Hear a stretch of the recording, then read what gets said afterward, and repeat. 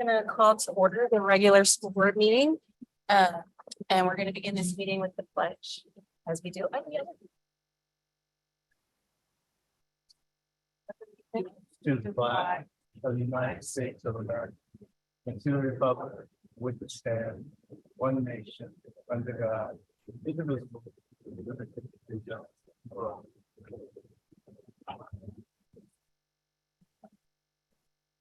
Please note that 4 board members are in attendance and Mr. Fensel will be unable to join us this evening. We will begin with board recognitions. Dr. Taylor.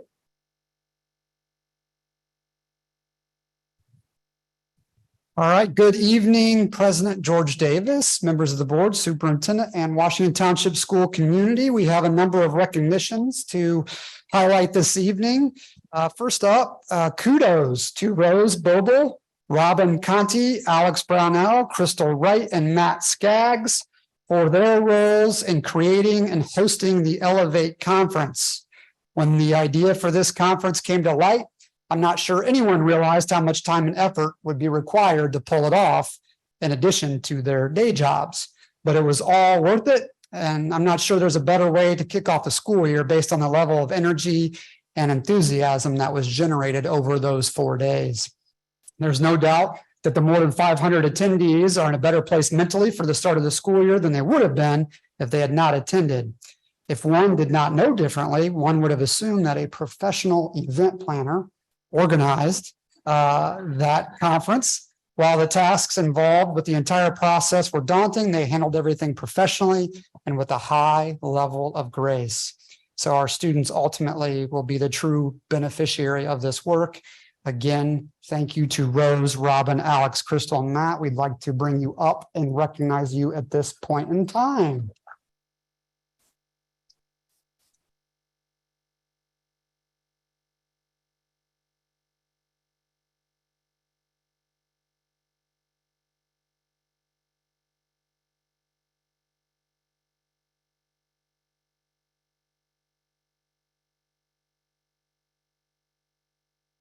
Thank you.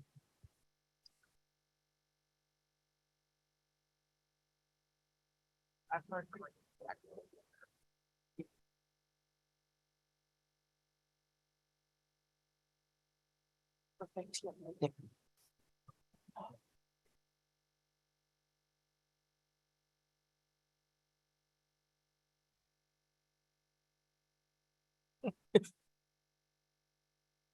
Yeah.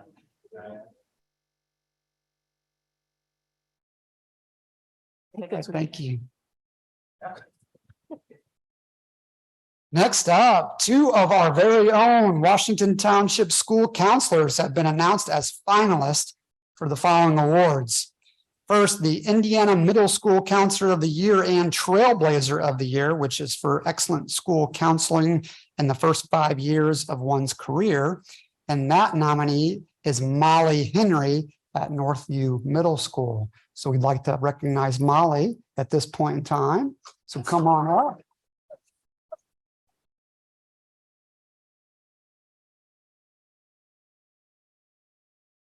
And then next up, we would like to recognize the Indiana High School Counselor of the Year nominee, and that is Mr. Aaron Shelby. Come on up.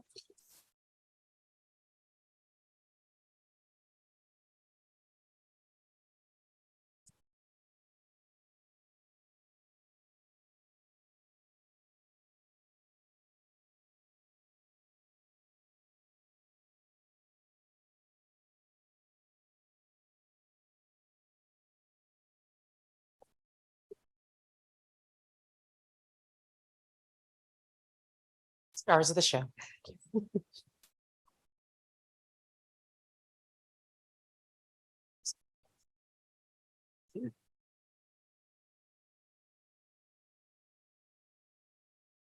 All right. Congratulations. Congratulations again, Molly and Aaron. And then finally this evening, I'd like to request AES and our capital projects representatives to come forward. We have Miss Chrissy Thompson, Program Manager with AES Indiana, along with additional AES representatives with us tonight to present Washington Township Schools with the President's Circle Energy Efficiency Excellence and Education Award.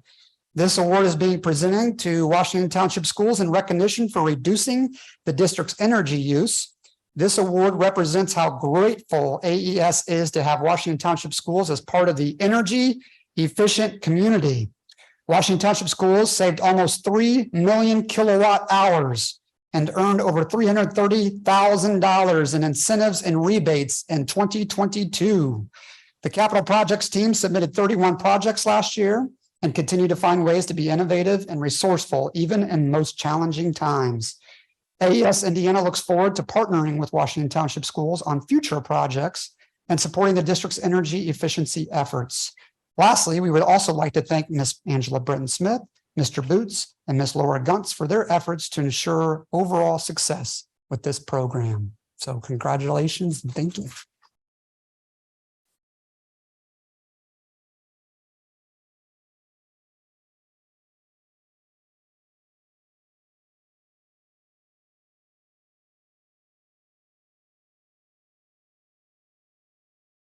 Thank you. Thank you.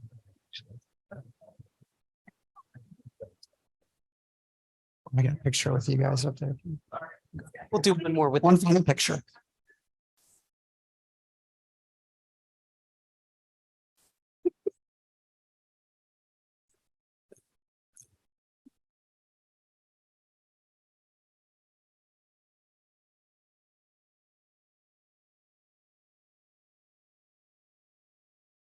And that concludes board recognitions this evening. Thanks, everyone. you, Dr. Taylor.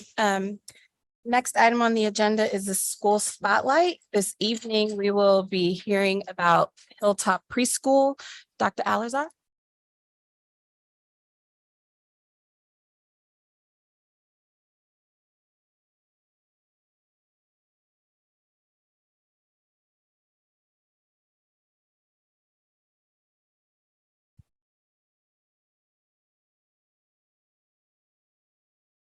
You.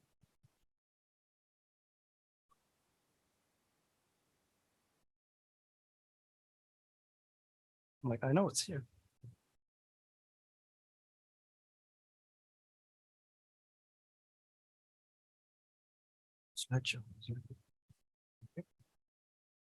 Thank you, Dr. T. Good evening, Dr. Woodson, President, Madam President and School Board. It is my privilege to be standing here for Carlita. She is out today, and when she asked that if I can present the spotlight for Hilltop, I said it's my honor. So I'm here to celebrate what our school at Hilltop does. So I'm going to give you some high-level points of pride at Hilltop. I'll start with our staff. This school year, we added, we included a district autism program to go to from NORA to Hilltop to address the early intervention piece that we've been needing for the last year or two. So we have our students that need intensive services, early intervention services, and we felt like the earlier the better. So it was beneficial for us to move it to Hilltop. So we're excited for that program to get going, and then we're already having multiple students be supported. The next one is we added speech therapists at Hilltop. Our Hilltop numbers continue to grow, so we've added an SLP to support our teams. Another celebration, a point of pride we have is we created a second evaluation team. When we do an evaluation, it's a whole team, occupational therapists, SLP, PT, staff, and so on. So we added a second team for the summer to identify kids that need support. So our staff step up and work overtime over the summer to identify kids that need support. And another one is the implementation of creative curriculum, as you approved about a year ago. And we have been implementing the creative curriculum throughout Hilltop. And when we first started, we were focusing on certain classes to make sure we implemented with fidelity.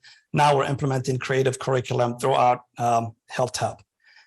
In terms of our students, we have identified, I was looking at our numbers here.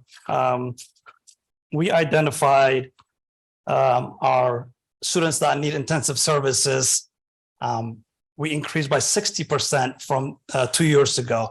And what that means is that we have identified students that need special education services.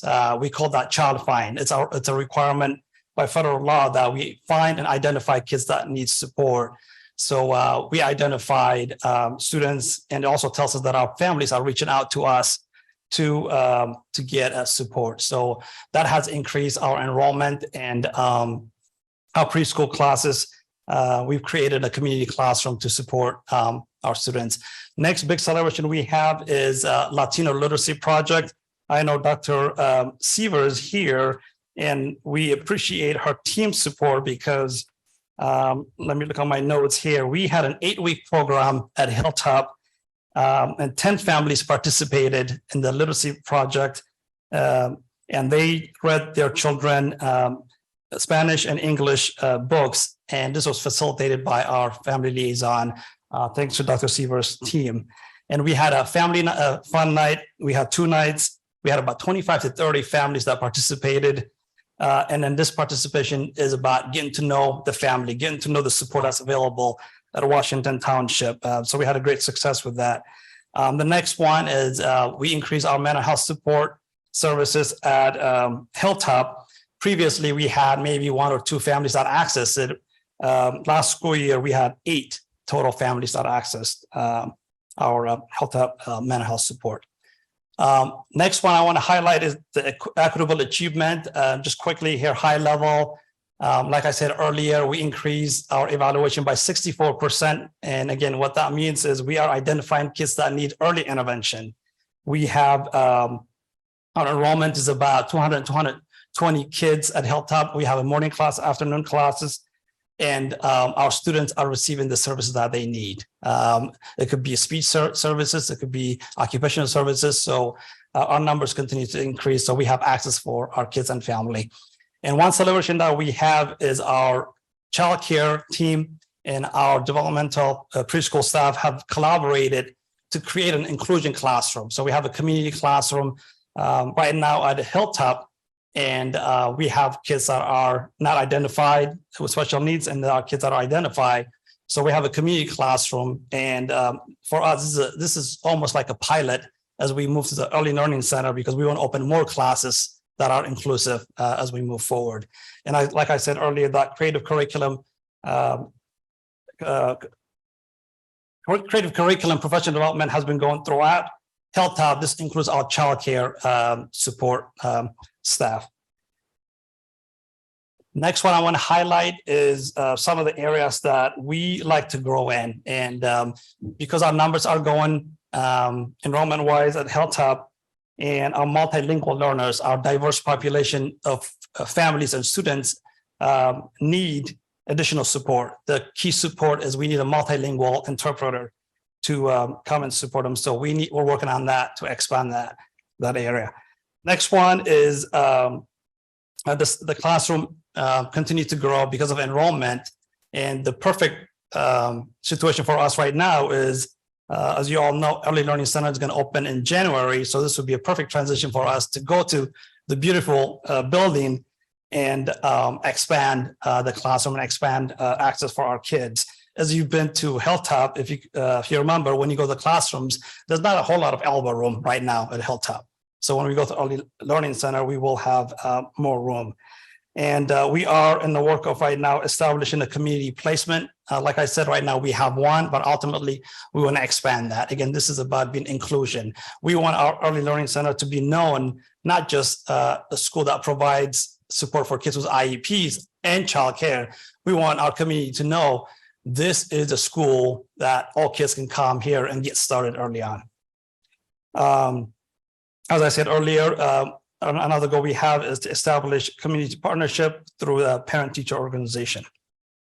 And lastly, I want to highlight our focus here, the creative curriculum, to give our community and you a highlight here.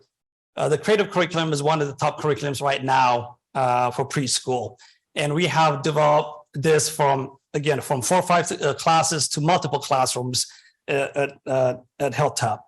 And this has given access to multiple kids at Hilltop. So we're very excited. We'll continue this creative curriculum, and then we'll continue to do the professional development with creative curriculum. So now I'm going to go to the best part of the spotlight, which is recognition. So the first recognition I have is a social justice advocate student recognition. And I'm so excited. Oswin is here with his mom. So I'm going to have Oswin come over. Oswin, come on with mom. And if you can go right to front where Dr. Woodson is, and just stand there and I will read why Oswin was not nominated. So the social justice advocate recognizes Advocate Students Award recognizes Washington Township youth who have demonstrated an outstanding commitment to inclusionary justice-centered work. Social justice is the idea of advancing equal rights and equitable opportunities for all. It is the understanding that one's voice holds power and advocacy can make the world a better place for all. This recognition honors a student who is a champion for human rights, equity, and inclusion, and has been an agent for change in their school and community and beyond. And I want to highlight quickly what the team at Hilltop said about Oswin. This is so awesome. So Oswin challenged his peers to communicate with each other with more purpose through play, shows empathy, models for his peers to cooperate and communicate. Great job, Oswin.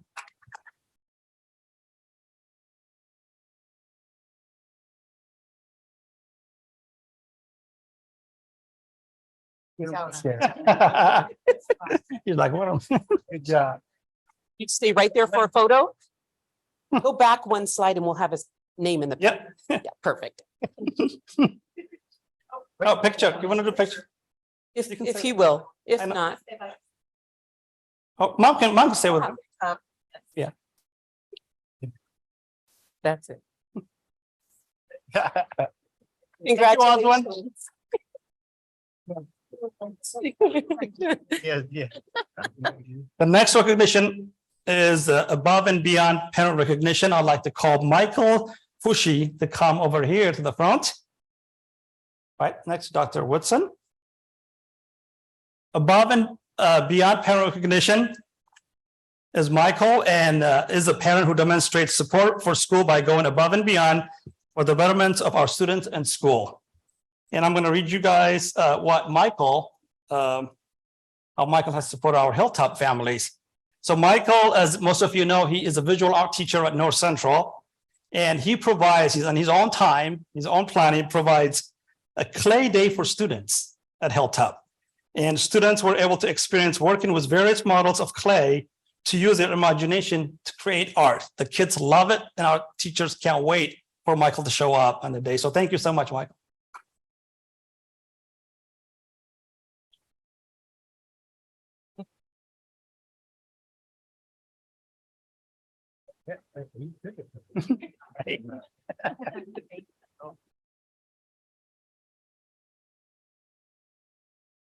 Picture time.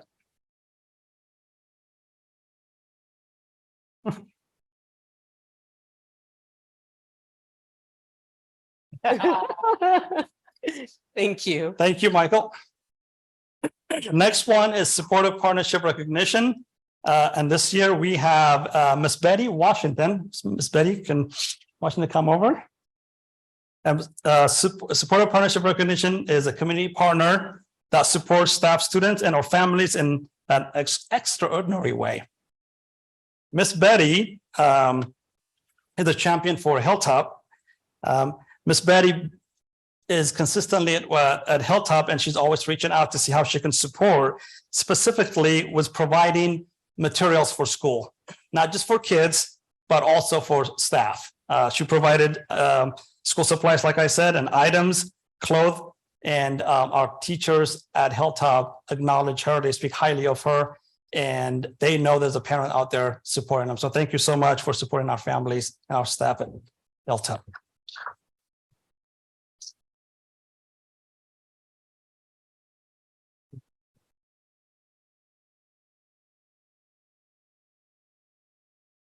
Picture. Thank you. Thank you, all the nominees. Thank you for your time. Thank you, Dr. Alazar. And now, superintendent's announcements, Dr. Woods. Thank you very much. Well, we are not yet to our 7th day of school, but we're still within the first week, and every day is a new adventure. But school is alive again, and the spirit has high energy about it. We will have a transportation update in full for you as a part of this board meeting, so I will not belabor any information there, but we do have an enrollment review for you in your board docs this evening. Obviously, we're within our first week of school and 3 months away from our ADM date, so this is very, very preliminary, but we will keep you updated each board meeting leading up to ADM. Also have a really nice parent kudos from a longtime supporter of Washington Township Schools to share with you, who is a Fox Hill parent and had an amazing start to their year. And as you know, we are going into our collective bargaining timeframe for our school district, and I put the comprehensive timeline, but highlighted in green the dates that pertain to school board calendars specifically. That's all I have. We have come to that point in the meeting where we open up for public comments. And I will read my little statement. Little statement. The Board of Education values and encourages close communication with the residents. Optional participation is cordially invited to our public board meeting of education. Public Board of Education meetings. I will recognize all speakers to publicly speak at the duration of 3 minutes. Total comments not to exceed 30 minutes. Just keep in mind, board members will not engage or comment with members who wish to speak, and no participant may speak more than once on the same topic unless all those who wish to speak have spoken and time has not been exceeded. Guess who I am? Jerry Phillips, 7102 Allison Road. Today I come to you to talk about the pending Nickel Plate Trail extension that will run in front of Eastwood on the south side of 62nd Street. The plans that I have seen up to this point include taking out the right turn lane as you were headed from Allisonville east toward Benford Boulevard. And that, my concern with that, taking out that right turn lane, is that traffic is already stalled twice a day. That is going to get much worse and back up to Allisonville and both directions on Allisonville and west of the stoplight on 62nd at Allisonville. We're going to make you of it, and, so that you can review that. Thank you.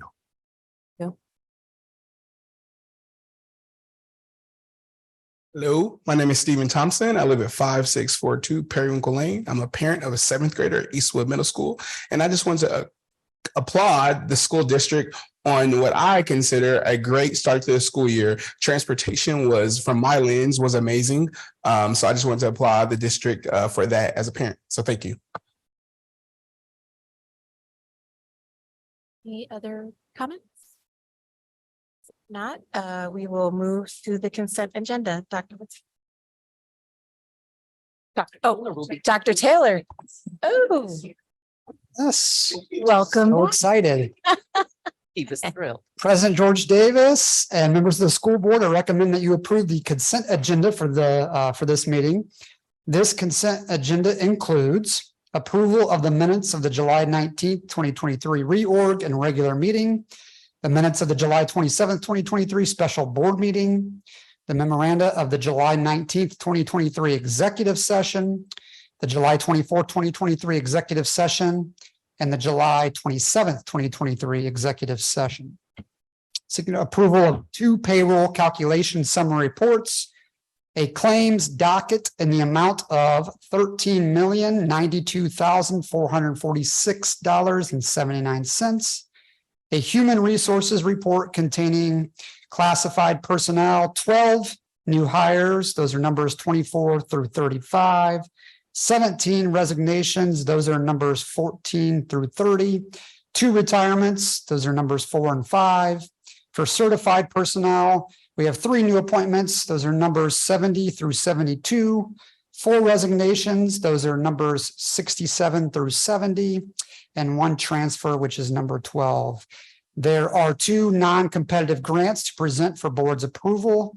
The 2023 through 2025 Title III allocation notification, LEA 5370, in the amount of $207,936, and the College Matters grant in the amount of $177,750. Details have been provided in your board packet. There are no grants, gifts, or donations to present for board's approval at this time.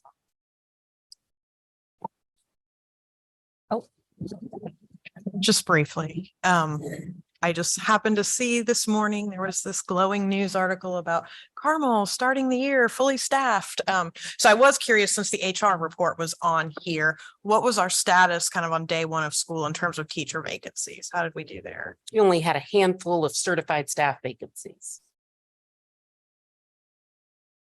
Yeah, and those should be outlined again in your board packet for review. But again, we start the year looking for some substitute teachers to fill in those few vacancies, or we utilize some instructional coaches sometimes to start the years in those roles. Just depends on the situation, but much better shape this year than we were last year at this time. Thank you. No further questions. I move we approve the consent agenda as presented by Dr. Taylor. I'll second. It's been moved and properly second. Any discussion? All in favor signify by saying aye. Aye. Opposed, same sign. Motion passes 4-0. Thank you, Dr. Taylor. The next item on the agenda is for the board to hold a project and preliminary hearing on the proposed budget. If you are interested in speaking at the hearing, please make sure you have signed in on the sign-in sheet at the back of the room, which should include your name and address. After a presentation by the administration and its advisors, there will be an opportunity for the public to make comments about the project. At the hearing, we will ask that each person limit the comment to 3 minutes and that the topic be limited to the proposed project under consideration. The notice of this preliminary determination hearing and the notice of the additional appropriation hearing was published as legally required.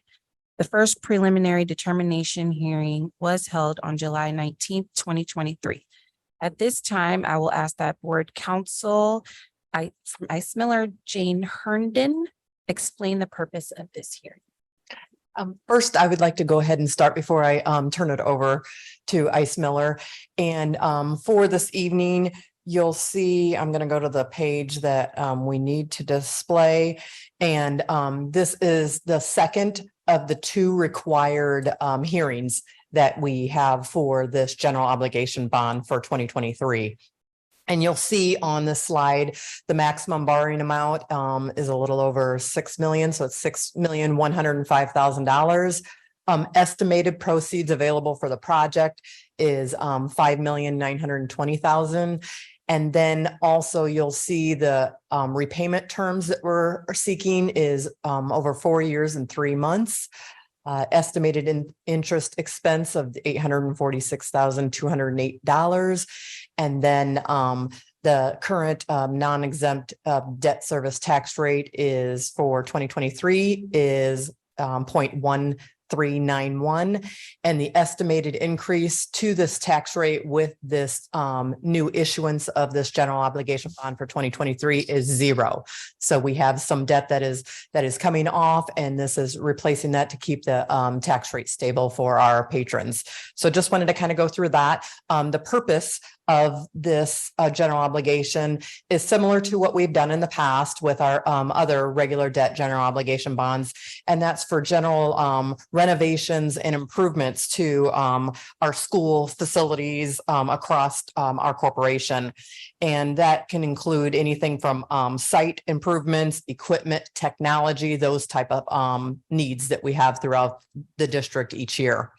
So from that, we have moving into our next area is a three-purpose reason of why we're here this evening to start out, and that is for 3 hearings that we'll do. And that is for our project hearing, our preliminary determination hearing, and additional appropriation hearing. I think I'll go ahead and turn it over to Ice Miller. Thank you. Good evening, Madam President, board members. My name is Jane Herndon. I'm a partner with Ice Miller, and we work with the school as bond counsel.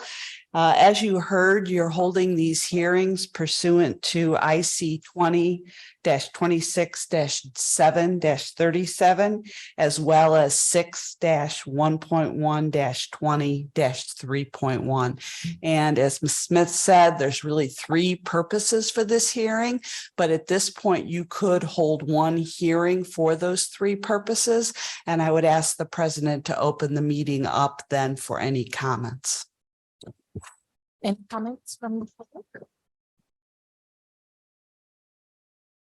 Hearing none, we will close the comment. Then the board would consider the resolutions listed in your agenda. They will be action items I or 1, 2, 3, and 4. And if you would like, Madam President, I can summarize those if that would be the will of the board. Yes.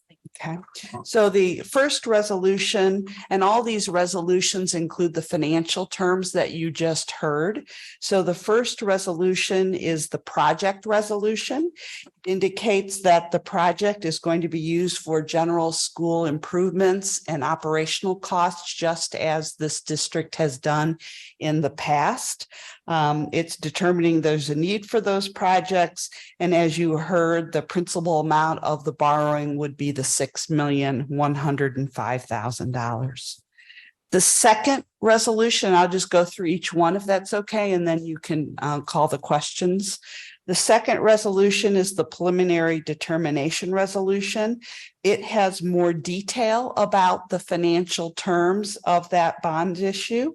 Again, the principal amount is listed, total interest dollars, potential interest rate, and the tax rate that you heard Ms. Smith talk about is all included in that second resolution. The third resolution is the additional appropriation resolution, and it appropriates these bond proceeds for the project as described in the resolutions. Because these proceeds haven't been part of a budget process, you do need to go through an additional appropriation hearing and resolution. And then the last and final resolution, which is fairly lengthy, is entitled the final bond resolution. And in that resolution, you will see the form of the bond itself. Again, those maximum financial terms are included, and it also authorizes board members to sign all the documents needed in order to issue those bonds. And so that's a summary of all those resolutions. Glad to answer any questions, but then you would take a vote on those as well. Board, any questions? If not, may I have a motion to adopt the project resolution? I move that we adopt the general obligating bond resolution, action items. Exhibit A, the 2023 general obligation bond project resolution. Exhibit B, the 2023 general obligation bond preliminary determination resolution. The general obligation bond exhibit C, 2023 additional appropriation resolution, and adoption of exhibit D, the 2023 general obligation bond final resolution as presented. It has presented by Mrs. Smith on here. Second. It's been moved and properly second. Any discussion? If not, all those in favor signify by saying aye. Aye. Opposed, same sign. It's, sorry. Motion passes 4-0. Next, we have the approval of the lease exhibit. Would you like me to summarize that as well? Thank you. This is a different project. So that was your general obligation bond. This has to do with the referendum project that was approved a few years ago by your voters. And you may recall, we did a first series of bonds in 2021. This is the next series or tranche of the bonds. The board actually approved the lease, which is the security for those bonds and the ones being proposed previously. This is just an update to the board that this next bond issue would be in a principal amount of approximately $120 million. And it's to fund the projects as approved by the voters. So this resolution itself, entitled Resolution Approving 12th Supplement to Master Continuing Disclosure Undertaking and Issuance of Bonds. This is basically updating documents that are required by the Securities and Exchange Commission and also authorizing this next series of bonds. The intention is to come back and do a final series in the next year to two, depending on the cash flow and how quickly construction continues. Glad to answer any questions. Board, any questions? Not, I'll entertain a motion. There are no further questions. I move that we approve Exhibit A for the 2023 lease for the 2020 capital referendum debt service on the project amount of approximately $120 million as presented by Mrs. Herndon and Mrs. Smith. Second. Moved and properly second. Any discussion? All those in favor signify by saying aye. Aye. Opposed, same sign. Motion passes 4-0. And next, we have the approval of the April, May, June financial reports. Ms. Hello. Thank you, Madam President and Superintendent, members of the board. I bring to you this evening the financials for the last quarter. And what you'll see up on your screen is a summary of our major three funds. And that is our education fund, our operating referendum fund, and our operations fund. Our other funds are our debt service, which, like we've explained in the past, those are in and out. We receive property tax dollars for them, and then we pay our debt amortization schedules with those. But for this evening, I'd like to go over this review as of June 30th of 2023. And this is our midpoint of our budget year. Reminder to our board and community that our budgets run from January through December each year instead of school year. So sometimes that can be confusing. So this is our midpoint of the year. And on the top portion of this document, you'll see our revenue portion where you'll see our budget order of what we anticipated for revenue. And then our actual quarter revenue that we received, and then also our year-to-date revenue. What I look at is those numbers along with our year-to-date percentages on the right-hand side, that last column. And you'll see for our average, we have a little over 50% received for our revenue, which is very good for this time of year. So that means that we were really close in our estimates that we received for our anticipated revenue. And then on the bottom portion, you'll also see the expenditure portion where you'll see the same numbers going across budget order amount, and then year-to-date amount. And you'll see that along with our transfer that we do for our education fund, operation fund that we're led by and you'll see together is approximately 8% to that item for this kind of year. And then on the right side, you'll see the graph present figures that are on the level. And then down at the bottom, you'll see the summary for those funds, and it shows over here in the box the percent of the year is almost 50% that we're through the budget year, about 365 days. Our revenue received is a little over that 51% that I indicated as the top portion. And then our budget expended at a little 48.5% for that. So you'll also see our fund balance for the mid-year, and it also shows our January 1st cash balance. So this is very common for this time of year to be a little higher than our cash balance that we started at the beginning of the year. And that is due to a lot of the items that we purchased at the beginning of the school year. So you'll see that level out, and we expect to be right on target for this time of year.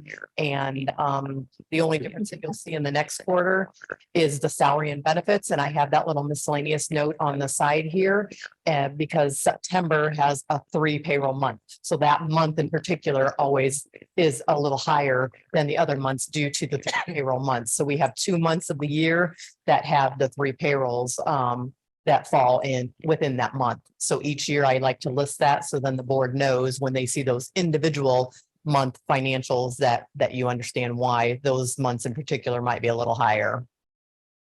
So that is what I have for you this evening. And then also in your board docs, you'll see each individual month for all the major funds detailed out for your reading pleasure. I would be happy to answer any questions the board may have at this time. Or any questions? Mr. Turner. This one I should probably know, and I really should know this, but as we break down each of the, I'll call them buckets of spending and expenditures and revenue, what's typically for like an annual budget, the total amount of all the different funds? Of Is it- all of our funds, Mhm. approximately 200 million. 200. Okay. I did not know that. Thank you. Any further questions? If not, I'll entertain a motion. Madam President, I move we approve the financial reports for April, May, June 2023 as presented by Mrs. Smith. Second. It's been moved and properly second. Any discussion? All those in favor signify by saying aye. Aye. Aye. Opposed, same sign. Motion passes 4-0. Thank you very much. Next, we have the approval of the McKinney-Vento Homeless Education Grant Mission. Mrs. Hazlitt. Thank you, Dr. Woodson, President George Davis, and members of the board. My name is Crystal Hazlitt, and I am Coordinator of Student Programs for the district. I am seeking approval for the McKinney-Vento Homeless Education Grant. The McKinney-Vento subgrant is a competitive allocation of funds that supports homeless children and youth and their need to have a fixed, regular, and adequate nighttime residence and access to immediate enrollment and full participation in school. These competitive grants are awarded contingent upon the availability of funding. This year, the Indiana Department of Education will award funding to either individual LEAs or to consortiums. With the submission of this grant application, the MSDWT can continue the existing consortium with the MSD of Lawrence Township and the MSD of Pike Township. This model allows the 3 school districts on the north side of Indianapolis to provide intentional and focused supports to children and families experiencing homelessness and housing instability. This consortium established a strong partnership with Bright Lane Learning, allowing the organization to provide one-on-one academic support to students in all 3 school districts. During the 22-23 school year, Bright Lane Learning provided academic support to over 100 Washington Township students. 91 of those students who participated in at least 10 sessions maintained or improved their math skills, and 94% maintained or improved their language arts skills, as demonstrated by grades or standardized test scores.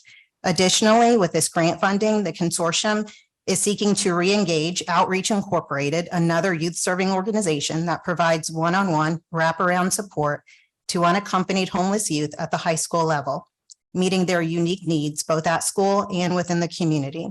All 3 school districts intend to utilize funding to send multiple staff members to the National Association for the Education of Homeless Children and Youth Conference to build capacity around the requirements and implementation of the McKinney-Vento Homeless Assistance Act. Funding will also be used for all 3 school districts to support the cost of transporting students identified as homeless when transportation is a barrier and is feasible. Transportation assistance allows students to continue attending their school of origin when requested by the parent or guardian or unaccompanied homeless youth, and when in the best interest of the student. This consortium identified 1,198 students as experiencing homelessness during the 22-23 school year. As an individual district, MSDWT identified 472 students as experiencing homelessness. 75% of these students were doubled up due to economic hardship or loss of housing, and nearly 10% lived in a hotel or motel for some portion of the school year. The MSD of Lawrence Township will continue serving as the lead LEA for the consortium. This district will submit the grant application as well as manage and maintain the funding for the consortium. The grant application is due August 25th, and the grant period is 1 year. The total financial impact is approximately $200,000. I'm happy to answer any questions. Word, any questions? Ms. Westbrook? Just for clarification, $200,000, is that specifically, is that the entire grant or for Washington Township specifically? That's the entire consortium for the entire grant. Okay. And is that typically divided 3 ways across the board, or is it student population dependent or number of students that needing the services dependent? We have some collaborations with some community partners. So for example, like Bright Lane Learning and Outreach are providing the service to all 3 districts for a flat rate. So it's a little harder to sort of divide by 3 districts, if you will. But we do divide evenly the amount for the national conference. Thank you very much. Any other questions? If not, I'll entertain a motion. I move that we approve the grant submission for the McKinney-Vento Homeless Education Grant. Second. It's been moved and properly second. Any discussion? All those in favor signify by saying aye. Aye. Opposed, same sign. Motion passes 4-0. Thank you, Mrs. Haslett. Next, we have approval of a requested amendment to our 2023-2024 district calendar. Dr. Taylor. Yes, thank you, President George Davis, members of the board, and Dr. Woodson. I am seeking approval of a requested amendment to our 2023-2024 district calendar. As a result of the solar eclipse, which is scheduled to occur during dismissal on Monday afternoon on April 8th, which happens to be the Monday we return from spring break. The article that I linked below sheds more details on this event, which we've not experienced in 819 years. So, a little fun fact for you. Most school districts around us are either moving to an e-learning day or canceling school or are extending spring break by 1 day. As a result of the potential disruption and safety challenges this event could cause our school operations during afternoon dismissal procedures and transportation commutes. We shared different calendar options with cabinet level leadership as well as with WTEA leadership and received majority favor to move April 8th to an e-learning day as opposed to a traditional in-person school day, essentially following the same calendar we actually had last year. This also means that in the event of any school cancellation throughout the school year, due to inclement weather or some other emergency, we'll have to move to a live synchronous e-learning schedule, again, similar to what we experienced last school year. I've provided for you a list of what other districts are doing or are intending to do as we all continue to evaluate this development further. And so with that, I'm happy to answer any questions the board may have regarding solar eclipse on April 8th. Board, any questions? I just have one, and it's not about the eclipse. I'll view that myself. So but what's I thought the state was doing something about the e-learning days and how many we could have and still count towards our 181. So yes, so in order to remain compliant, the state gives you three asynchronous virtual school days in a 180-day calendar school year. Since we calendar 181, we are afforded that 4th day. However, if we do go to a school cancellation due to snow, whatever, inclement weather, that has to be live instruction for up to 50% of the instructional day. So that is why we did what we did last year when we did have the 1 school day cancellation. Okay, good. Thank you. Any other questions? Not, I'll entertain motion about the solar eclipse. Madam President, I move we approve the requested amendment to our 2023-2024 district calendar as presented by Dr. Taylor. Second. It's been moved and properly second. Any discussion?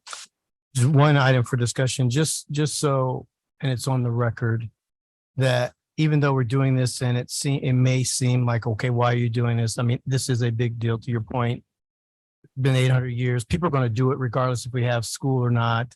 Kids will be disrupted if they're in school when it happens. So, I mean, it's just to me, it's a good idea to do it this way. I just want to get that on the record. Thank you. Agree. All those in favor signify by saying aye. Aye. Opposed, same sign. Motion passes 4-0. Thank you, Dr. Tim. Next, we have the approval of the building automation controls purchase agreement with Temperature Control Service. Good evening, Madam President, Dr. Woodson, and members of the board.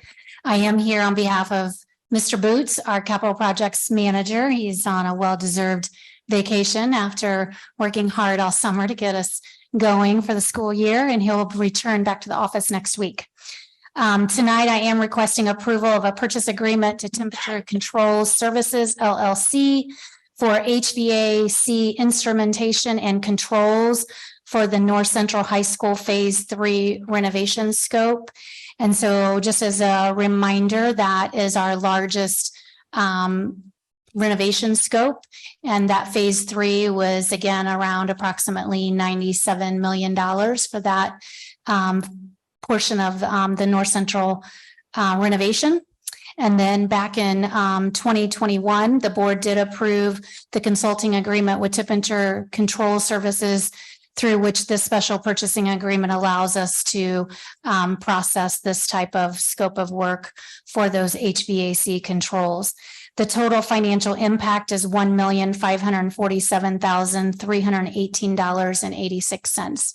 So I know it seems like that we bring this a lot, but there are a lot of mechanical systems in terms of the air handler units, the VAV boxes, all that good stuff. But this is the controls that allows the building automation system to talk to each other and allows us to also work on it remotely, et cetera. So we should be coming down toward the end of bringing these because we're winding down with our construction projects. So at this time, I would ask for that approval, and I'd be happy to answer any questions. Board, any questions? You must have read my mind. That was going to be my question.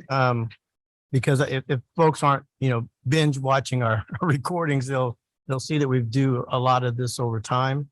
And this company's name comes up a lot, and we know why, but just so folks know, we're just not out there throwing money out the window. It's really, we knew it was coming. We just didn't know the timing. Yes, that's correct. Oh, you're fine. Any questions? I'll entertain a motion.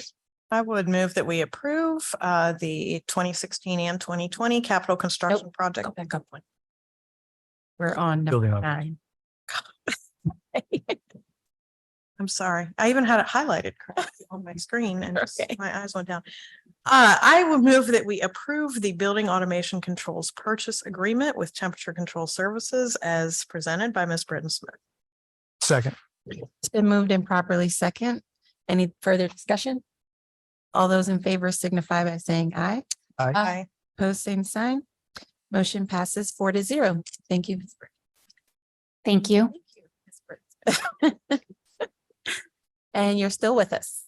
And next we have the approval of the 2016-2020 capital construction project change orders. Yes, thank you. So I'm here requesting approval of the project change orders. This is for 3 change orders for Nora, West Lane, and the CEC ELC project. Change order number 002 to Temperature Control Services purchase order for Nora Elementary School. Change order number 009 to Jack Lorry's contract for Wesleyan Middle School, change order number IN 21002-014 to Smoot Construction's GMP for renovations of CEC and ELC project. You do have all of the detail in your board packet. I will note that for one of the change orders, it was a deduct, but the total of this request for these three change orders is an overall financial impact of an increase of $49,164.71. And that's all three are for the 2020 referendum projects. And I'd be happy to answer any questions. Board, any questions? If not, I will entertain a motion. All right, since I started this one already, I'll try again. I move that we approve the 2016 and 2020 capital construction project change orders, specifically change order number 002 to Temperature Control Services, change order number 009 to Jack Lorry's, and change order number IN 21002-014 to Smoot Construction, as presented by Ms. Briggs. I'll second. It's been moved and properly second. Any discussion? All those in favor signify by saying aye. Aye. Opposed, same sign. Motion passes 4-0. Thank you, Ms. Brins. Thank you so much. Excuse me. Next, we have the approval of the agreement with special education teacher to provide homebound and virtual instruction. Dr. Allison. Thank you. Good evening, Madam President, Dr. Woodson and board members. I am here seeking your approval to sign an agreement with a special education teacher to provide homebound services as well as virtual instruction. Throughout the school year, we have students with IEPs that need unique instructional support to meet their IEP goals. And this decision is made at a case conference to provide students either with homebound instruction by a certified teacher or someone that is qualified. Some of the common reasons for this recommendation is due to students' health and accessing the school environment. And sometimes it is due to recommendations for behavior or discipline purposes. The homebound virtual teacher will work closely with the teacher of record and provide support based on the student's IEP goals. The Kids Conference Committee will meet every 60 days to look at data and decide if the need for the support is needed to continue. And this agreement is from now, August 2023, until May 2024. I will answer any questions you have. Board, any questions? Mr. Turner? Go. A quick question. Can you just give us an estimation about how many students are involved in are learning homebound? So it obviously changes year to year, Sure. Depending on kids' needs and health needs. On a typical day, on average, we would have probably anywhere between 20 to 30 students that will utilize homebound services. Some of them are very short. Some of them could be for 3 or 4 or 5 days. Some of them are longer, could be like 60 days or it could be 90 days. Again, depending on, it could be a surgery, for example, and they need to be at home recovering. So that depending on what the doctor recommendation was.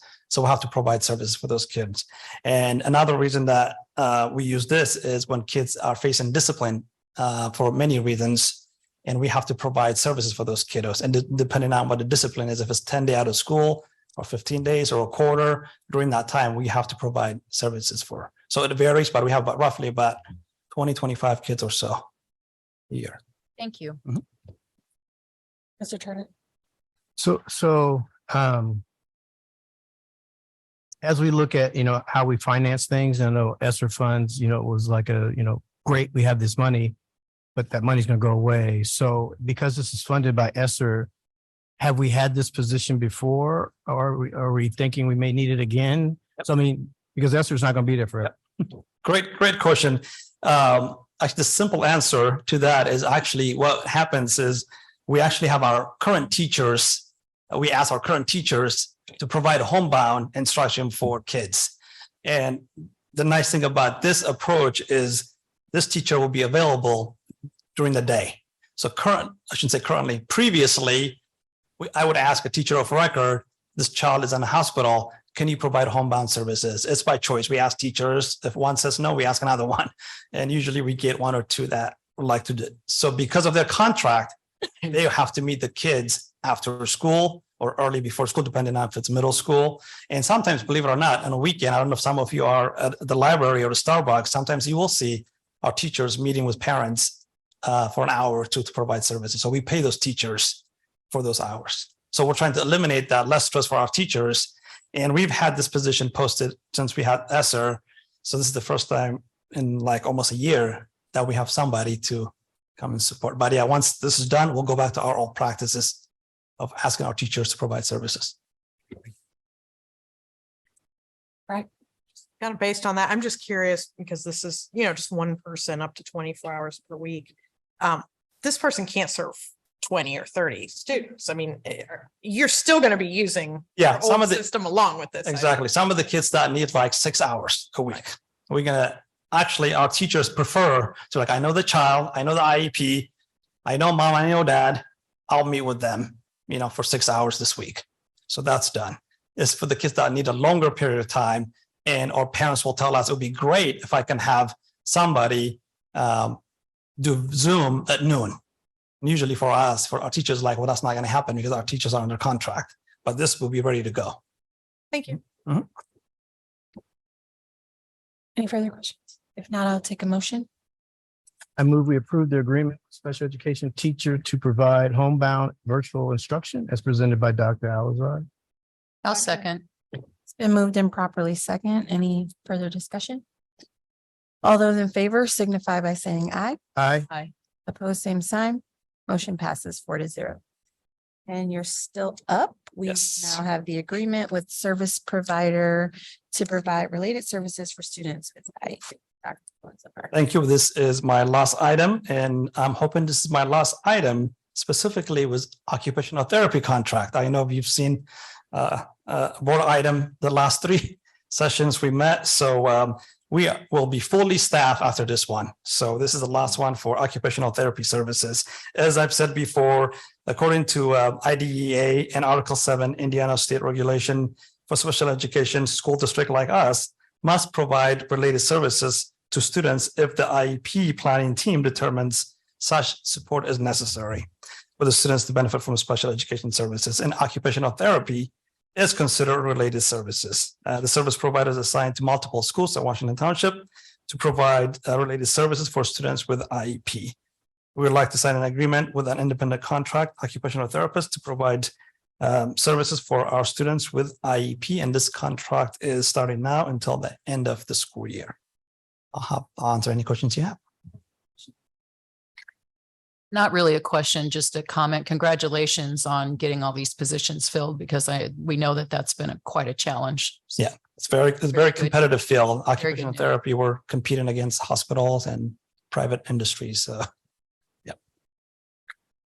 There are no further questions. I would move that we approve the agreement with the occupational therapist for occupational therapy services to provide those related services for students with IEPs as presented by Dr. Alice. second. It's been moved and properly second. Any further discussion? All those in favor signify by saying aye. Aye. Aye. Opposed, same sign. Motion passes 4-0. Thank you, Doctor. Thank you. That concludes our action items. Next up, our one and only information item, transportation review, Dr. Taylor.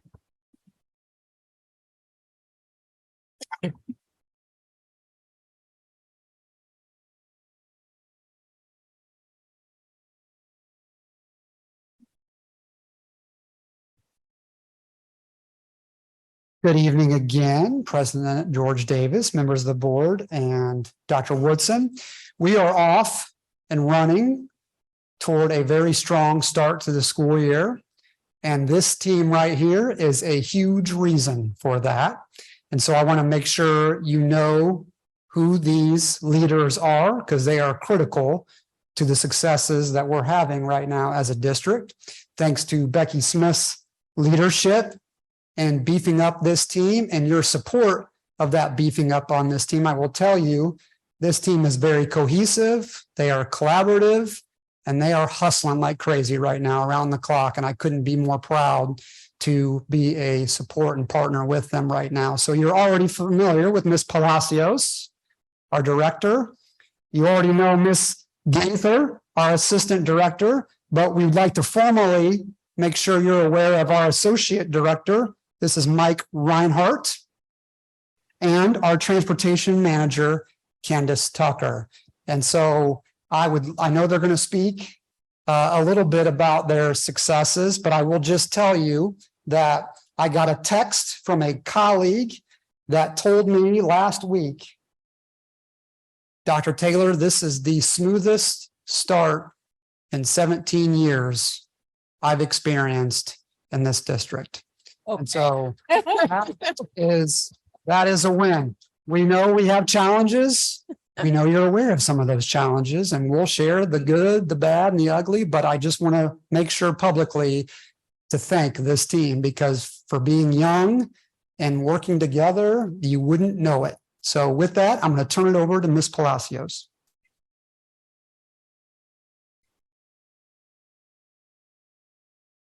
Good evening, Madam President, Dr. Woodson, and members of the board.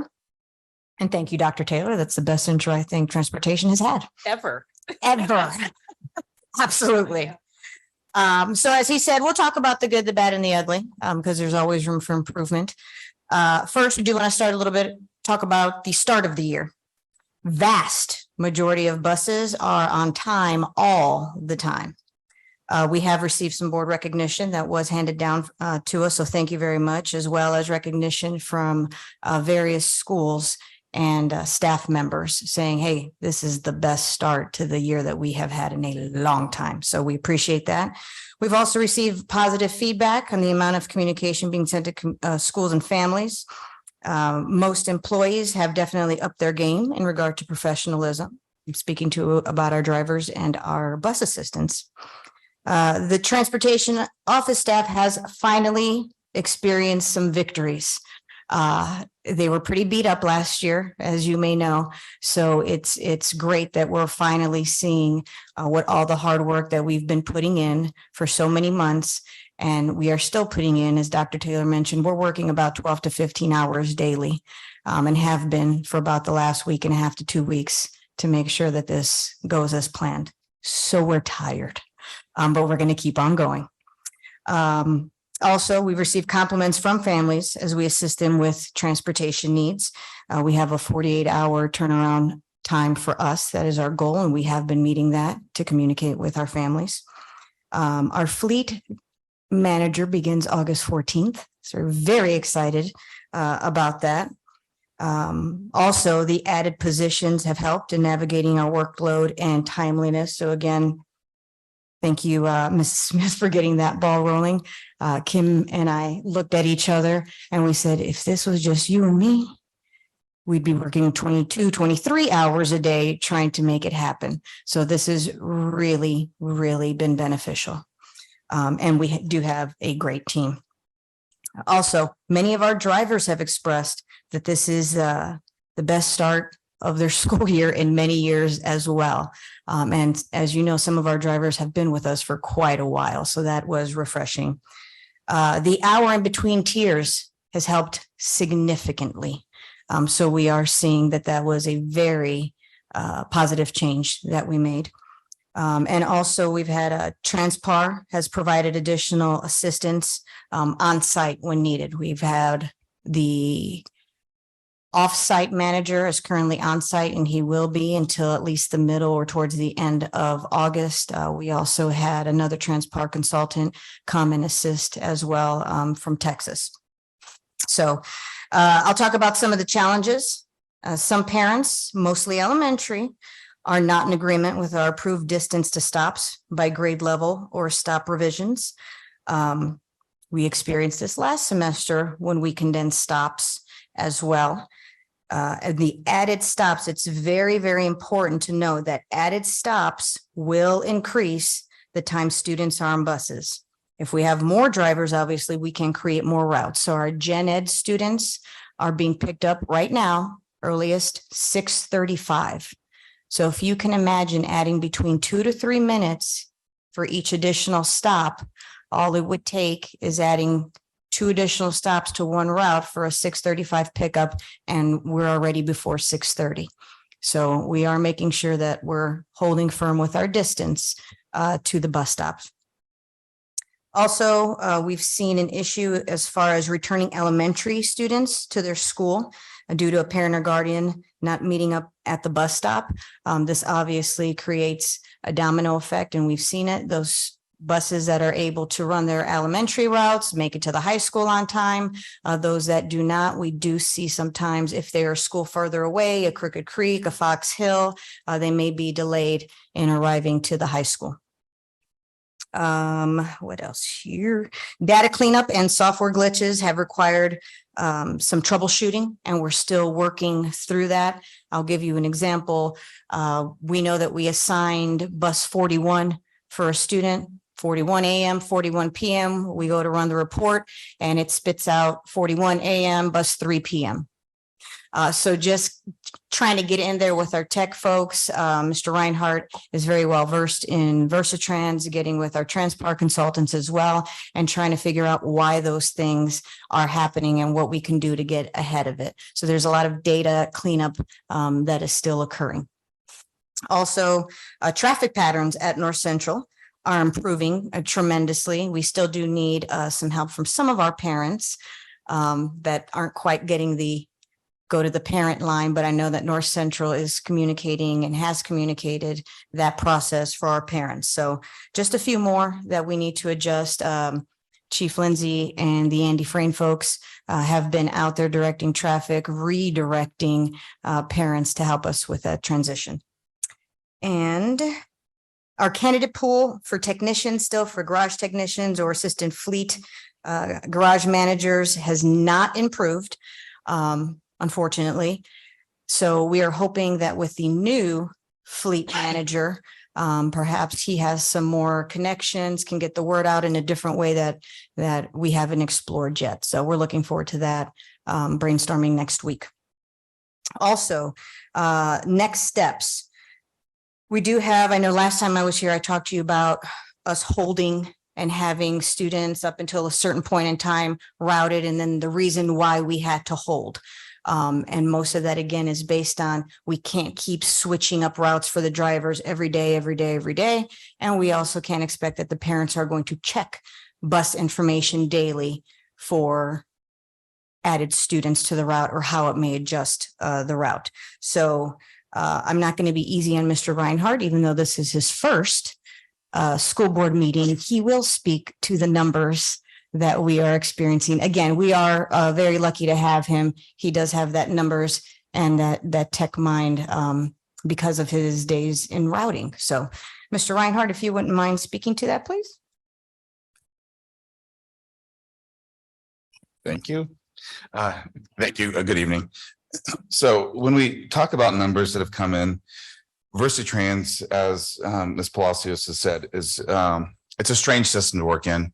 And when she alludes to some of the data cleanup, it's a system you have to find creative ways to game, unfortunately. And I think in my years of working through it, I've learned to set up structures ahead of time to get ahead of data flow. And in some respects, based on internal knowledge base and even the provider being primarily Route Finder, they're doing a great job, but there's just some pitfalls I think they didn't recognize from the beginning. So in this whole context, we had caught some concerns we had. The first was unfulfilled requests, which tells you that a student doesn't have a bus, and that can be defined by AM and PM or singular AM or PM. So it's a student that hasn't been accounted for in the system in regards to student transportation. And that would be a student that we've not chosen to, it's marked for ridership, and we haven't altered the record to say that they don't have a bus by virtue of numerous reasons, like they're outside the boundary or they're part of a program that we don't support in some capacity. But the vast majority of these unfulfilled requests come through data, which oftentimes are data errors from Skyward as it feeds into the system. The provider wasn't as familiar with that component of it. It's an early thing that we found and we mitigated against and resolved, but it presented some challenges on the front end, which translates into the amount of work. Of course, the compounding nature of you catch one thing and you're supposed to be working on another. Well, you can see the net result, and the net result being as Ms. Palacio said, 12 to 15 hour days. So, but we've resolved that, and the provider's clear on that. So we've put our data into a much better place structurally, but there are still problems with the system. Just how it reads data. I don't think it's a secret. I don't know that there are too many IT people in here right now, but they would tell you that Skyward and VersaTrans don't speak well together. And again, just pure data on the front end that just entry that's just not correct. You call drive court, you call drive lane, whatever that is, the system defines that specifically by the naming conventions in place. That's not correct. We have to go and correct, right? That sort of thing. So once we got past all that, we got into the fact that we had shut off the data feed from Skyward into VersaTrans. Reason being, of course, because we had this cutoff and we wanted to account for the data during the period of time that we had accounted for enrollment. And so we shut off the system. We thought initially at the 27th, found that we had been running some imports through the 31st, addressed that topic, shut off the data, and now we have a clear plan for how we'd like to see that done. So on the front end, we have some data that I wouldn't say I would have captured as well as I would have liked, simply because the other component here is when you push the data from Skyward into VersaTrans, it sets up an automated process for putting kids on routes. And so the system will sometimes say, hey, kids, there's a stop there, put the kid on. There's not one. It shows up as needing a bus. And that goes into that whole unfulfilled request thing that I mentioned before. And I'm sorry, this is just kind of the language I have to work through with this. But so from that period of time, capturing changes in enrollees, the intention was on the 27th we started, but the data fed through the 31st. And so we have addressed those data components, and sometimes it routed and sometimes it didn't. But ironically enough, it let us get ahead of where we thought we were going to be. It created a little bit of a panic moment, but it also got us ahead of where we needed to be because it went beyond, it exceeded our date. So then we opened our data up on the 4th. And that's when we took what was the remainder of our primary data feed. And the data came through with around 300 new enrollees at that point. Remember, 27th through the 31st, not accounting for that, at least as far as I can see. So that rolled in. And on top of that, we were receiving 5-day requests for students that were beyond that point. And so we started accounting for those students as well. And on those 5-day requests that we had, 65 of those were new enrollees. So we can say about 400 in totality. And then with that, along with those 5-day requests and the imports from Skyward, we know at least before we can account for 5-day requests are about 400 change and other changes. And those were some of those things might be, hey, the sibling should be riding along. So can you make sure they get that bus along with the K and the 1 student? Some of them were address changes, and other ones were, again, new enrollees, but the Skyward data came in. And so we had sorted a component of that out. And the other that I alluded to a moment ago, the 65 students were ones that we had to manually input. But when we receive the next download, we expect that it's going to feed and work the way VersaTrans works, which we've had to work through. But I feel confident. I think today when we left, we had around 100 unfulfilled requests, which may sound like a lot, but when we're talking a district of 10,000, and then part of those are Hilltop students that we're putting in Route Finder, well, they're not accounted for in the particularities, some of the high abilities, some of the specialty stuff in VersaTrans or in Route Finder is part of that composite. And again, remember, sometimes that could be 1 student with an AM and PM. So I feel we're in a really good place, and I think that's reflected in how the routes are going. But in addition, part of what I like to do is look at what we have number wise comparatively from year to year. And so you take North Central, how many students do we have in comparison, and who's routed, and all the numbers are pretty close to where had we been previously with those sorts of dynamics. So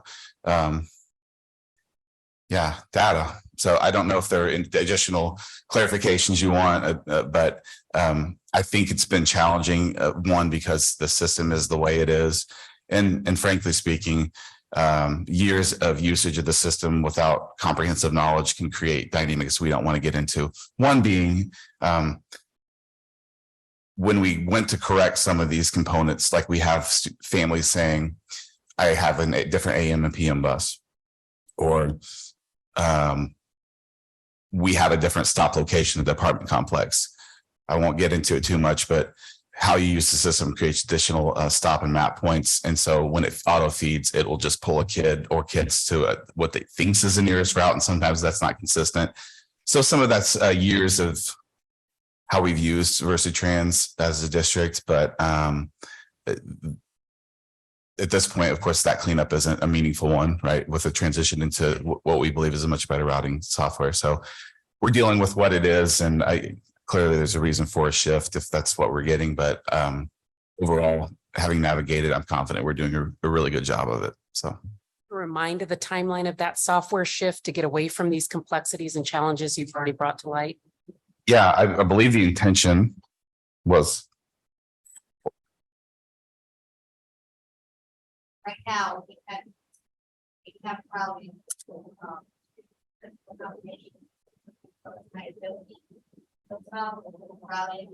Route finders. That we will be. As it now.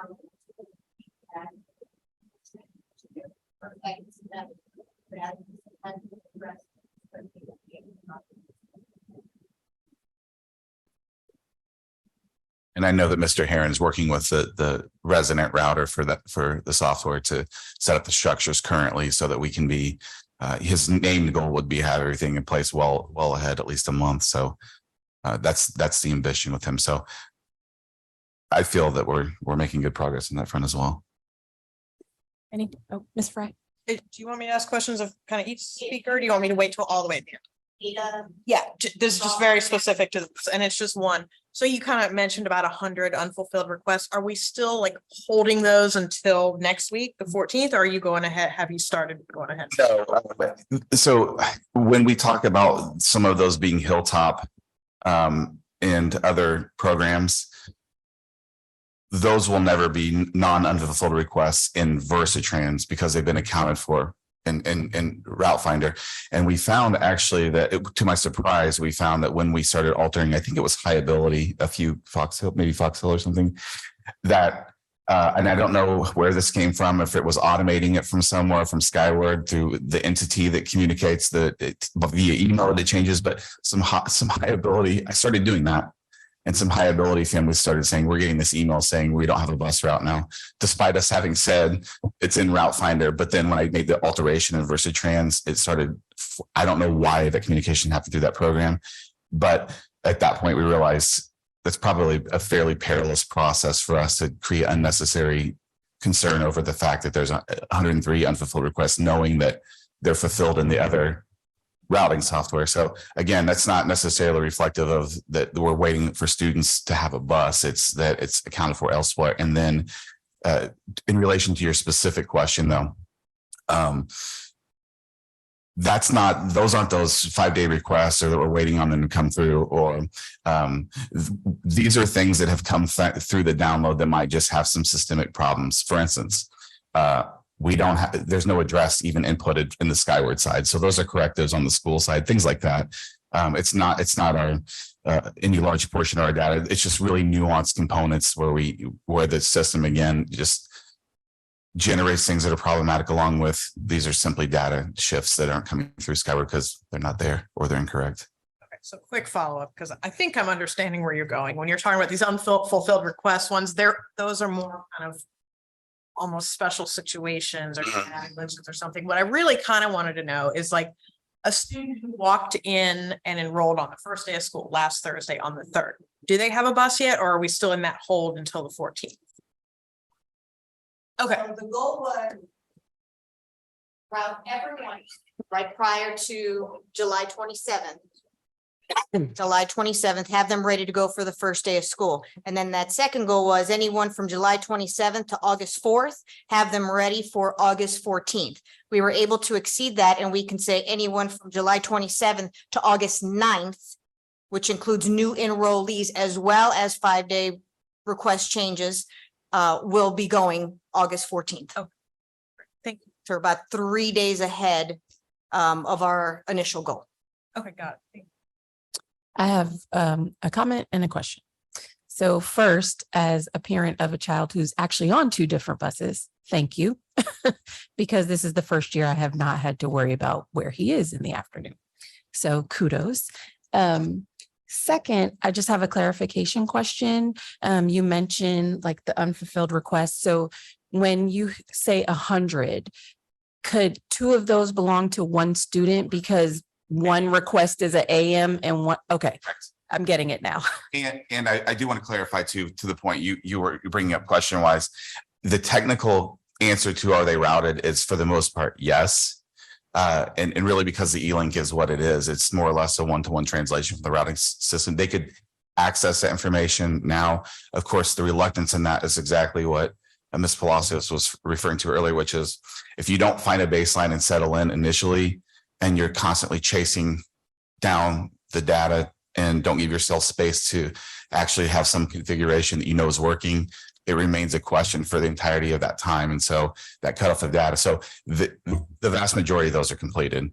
Now it's about the communication component. Drivers need to know, schools need to know. We're settling into our route. Again, this is the end of our first full week. So we're prepared for that. It's just, we've got other components that we have to get in line along with that, I think is what I'd say there.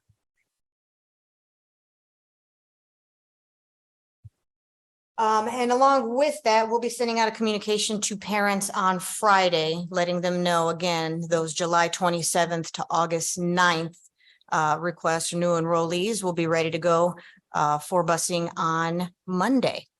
Other than that, we're still going to continue receiving feedback from our colleagues at the schools or parents on how we can improve our systems. Our office staff have a slight inside joke. They always come to me and Ms. Gaither and they say, you want perfection. Well, no one's perfect. And we said, we understand that things aren't perfect, but we sure can strive for it. So we'll take a quick win and a quick kudos, but we continue working to improve day after day. So that's what we're going to continue doing, as well as continuing to recruit bus drivers and bus assistants. That has not stopped. I was pleasantly pleased with the amount of candidates that have come in probably in the last couple of weeks. Ms. Gaither and Mr. Richmond, our lead trainer, have about a 48-hour turnaround as well for contacting those candidates so we can get the ball rolling as well. And so we do have some CDL drivers already processing, as well as a couple that have permits that we would like to bring on board for training. So And I will say that when people are happy in their job, they talk about it, and that excites other people for their job. And I mean, just being out at schools the last few days and the non-stress I see on bus drivers' faces and their pleasantness because they aren't constantly trying to figure out a new route AM, PM every single day, being handed something brand new, has been really refreshing to see. And I know that impacts people wanting to come and work in Washington Township. I think it all works hand in hand. The last comment I was going to make is the operations, the transportation hub is working beautifully. I know we're working through a few kinks or just training transportation staff the right ways to enter and exit consistently, but it is really having a great impact on, we were all worried, how is it going to be with everyone starting from one location? But that to me has not been a barrier at all. absolutely. Additional dry runs and communications to drivers and bus assistants about, hey, let's time ourselves, or me giving them directives of include this amount of time for your clock in, for getting your key, which is still it's a big change for many folks, is to pick up their bus key and return their bus key after tiers. That's huge for them. But Ms. Gaither and Mr. Richmond have been outside every morning, walking the lots, assisting drivers with anything that they need. For us, it's a beautiful thing when you see the buses and the lights turned on in the morning. And once they're all heading off of campus, we know what they're getting ready to do. Also being right there by the garage, there have been a couple buses that have had some issues. Hey, not a problem. One, the technician is there. And if the technician can't help you immediately, we've got a spare ready to go that you can take so that we're not delayed further. So far, so good. Any other questions for us? Are you done with presenting? Okay, I don't want to interrupt you. So how many, and I know it changes a little bit day to day, week to week, but like as of today, how many drivers? 90. Oh, 90 drivers, remember, to count as one. yeah, but still, I mean, we were hovering in the 8. I mean, we were in the low. Absolutely. As a matter of fact, again, we had more drivers than routes for bidding, That was my next question. which is huge because we have about 80 routes. And that's including, our high, like if you put in the high school with the Hilltop at the same level, you have your Fort McKinney-Vento, one for the deaf and blind school. So we have about 80 total right now. Doesn't mean that we wouldn't, and we're still gonna look at efficiencies if we need to add more. Once we add this large group of students, again, where do we fall? Where might we add another driver? But what's been beneficial is, again, I've had about 3 or 4 drivers out on medical leave to start with. So we've had drivers covering their routes so that there wouldn't be delays, which has been great. And then it also allows us to strategically stage sub-drivers throughout the district in the event that we require an overflow or the student missed their bus. Right now, we can still help you out and swing by and pick you up. So that's been great. And it also helps our new drivers because the new drivers have the least amount of seniority, right? So they didn't end up with a route necessarily. However, it helps them familiarize themselves with the district as well, because we have them everywhere. So no 1+1s. We have doubles, not a 1+1. We have one school, it's Nora. And so a 1+1 is I have to run my route and then cover for yours as well. Our doubles are strategic, plan that way because I go across the street, pick up a load, fill up at the apartments, come, drop off, go right back out, pick up another load, come back, drop off. So those were known prior to bidding and marked and for the drivers as such. Right. And there are 2 drivers at Nora that run doubles. But those, I assume they're those very close apart. Yes, absolutely. So, okay. I think how many buses do we have? Currently on lot 126, I believe 126. I'm still waiting for 10 new buses to come in. Significant delay in production of school buses. So these were ordered last year. The most recent date I want to say was September, which we'll see. Exactly. Right now, we have what we need right now, at least. So yes. And I am curious, all the on timeness, which is amazing. And I know at North Central, the buses all come in off 86. I am curious with the traffic backups. Hey, how on earth are you getting the North Central buses all there on time? Because between the Keystone backup and then the Westfield backup, I mean, because I know you have buses that are coming up Westfield to get to 86 coming in North Central. I'm just kind of curious what's happening with those dynamics, because I've seen some of those traffic backups and I'm not like our in between tiers that we huge. I can't say that enough. That's probably number 1 as to what has helped us. The other is training of families as to which direction to go. And if you were out there on campus and looking at 86th Street, there was a huge difference from Thursday to Friday. Again, from Friday to Monday, Monday to Tuesday, and yesterday to today. So it just takes a lot of training. And like I said, the police officers and our Andy Frayne security have been out there redirecting traffic. Before we even began the school year, I included them as well for our dress rehearsal that I wanted. And even before the dress rehearsal, I met with Chief and LT just to devise a plan of feedback from security, from police officers. Where are we going to stage? Let's have a map. Let's have it mapped out. And then we debrief. Every day we talk about what can be better, what can we tweak, just to get us to that point.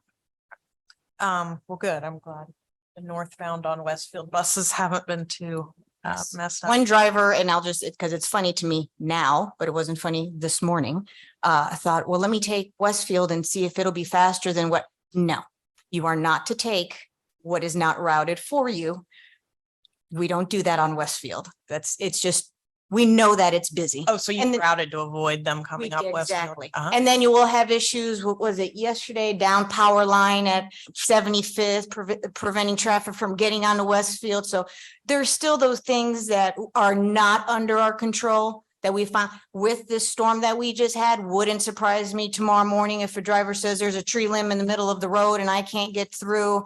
I mean, those are the things that we have to troubleshoot immediately, but we don't know until we know. Okay, one last question. Because obviously there was complete rerouting, for the beginning of this school year, and we got down to 80 routes, which is kind of amazing.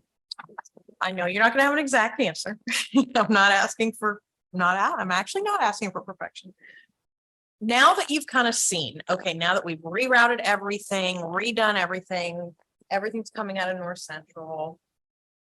If we had enough drivers, if you could hire as many drivers as you wanted, do you have a sense for kind of where you would land? If you could, I guess what I'm saying is in a perfect world, we would shorten some of the routes, right? In a perfect world, we'd have 90, 100. I guess my question is, in that perfect world, will we had enough drivers?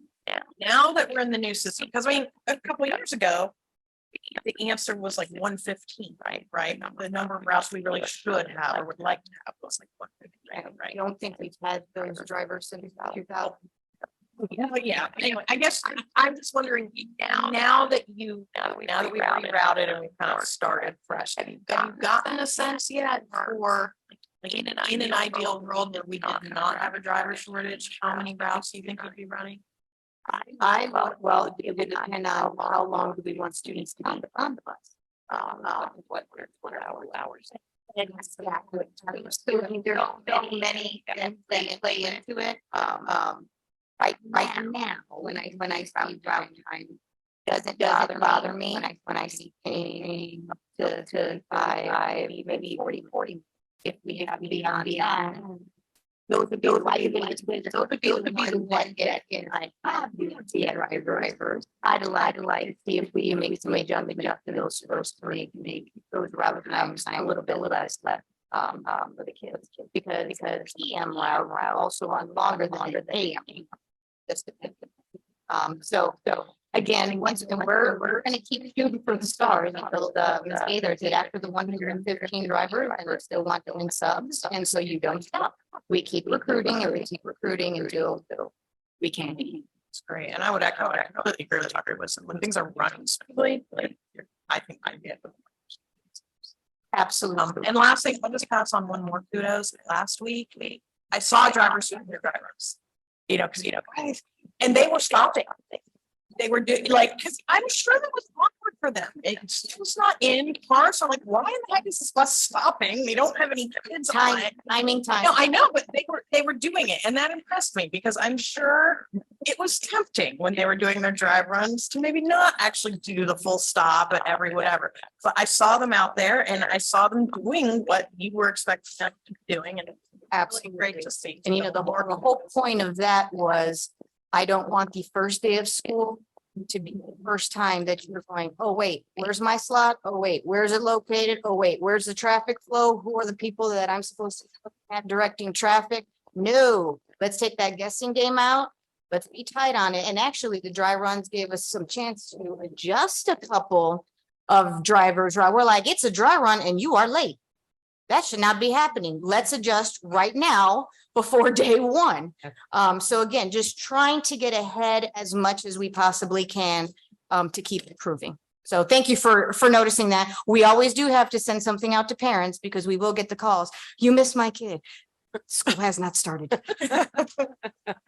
We don't want them. Not yet. Any other questions? Yeah, I do, actually. So one of the things, I've been on the board for a while, and folks that have been around know that there's certain topics or certain items that I tend to speak out on and I tend to have concerns about and push back on. And I know it's not the role of the board. I speak for myself. I know it's not the role of the board to go into the day-to-day details or the plans that'll get put in place to fix something or to enhance something, whatever the case is. But as a board member, Even though I don't say it a lot, we're here for the community. We're here for the students. We're here to do that job. So when I do those things, when I do speak out, it's because I feel like there may be a gap or concern. So, but I say those things, I put it on the record, but then I really like when I'm proven wrong. And this is one of those times where I was proven my fears didn't come to fruition. So I appreciate that. So I want to say thank you to Mrs. Smith for putting the team together, Mrs. Palacios for managing the team. Dr. Taylor, I'm going to give you thank you because you just started over there. So, but everybody, but I just want to, I want it on the record that, I love it when I'm proven wrong and people say, see, I told you so. So I appreciate that. But it's really about me trying to push to make sure we do the best we can within the district for the students and for our community. So I just want to say thank you for making this work. I will take that. We like to prove folks wrong.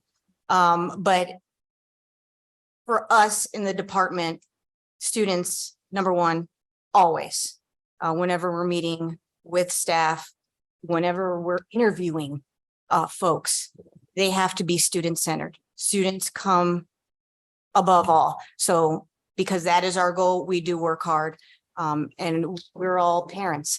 So we know what it's like to have a student in school and rely on that transportation as well. And so we want to try to ease the burden for our parents as much as we can. So I'll take it, Mr. Turner. I had the opportunity to be at Willow Lake the first 2 days of school, and it was a stunning sight to watch them the buses were lined up when I got there, and then to watch them pull out. And it was really just phenomenal at how quick and efficient and what an air of positivity there was with the teachers and the bus drivers were talking to each other and being really sweet with the students, which I'm sure they always have been, but it was just such a different scene. And so thank you. It has been a remarkable We appreciate journey. that. And I will share that also. Actually, I did share on the radio some of the kudos that we have received with our drivers, because they do need to hear that they are doing a good job and to keep it up, and that folks are recognizing the hard work that they're putting in. So thank you. I'll end it. Along the same lines, it doesn't go unnoticed that the culture of transportation is changing. And that's obviously because of the leadership. So the board really does appreciate the work you're doing. Sometimes we hammer you with questions, but as Mr. Turner says, it's just because we want to make sure we're doing the right thing. I particularly appreciate that the bus drivers are reporting their concerns immediately. And I believe I expressed that yesterday as well, privately, but I wanted to go on record just to say so that they know that we see them and we appreciate them, and you as well. And then I think we're going to stop bothering you now. Anything else for the good of the order? I will entertain a motion to dismiss. So moved. Second. All in favor? Aye. All opposed? We're out of here.